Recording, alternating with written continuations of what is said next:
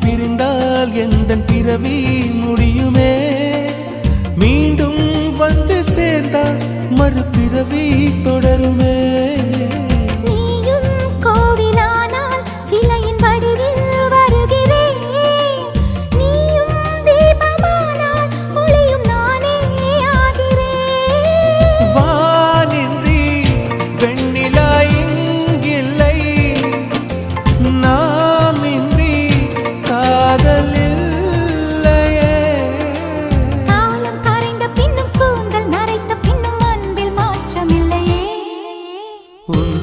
சொல்ல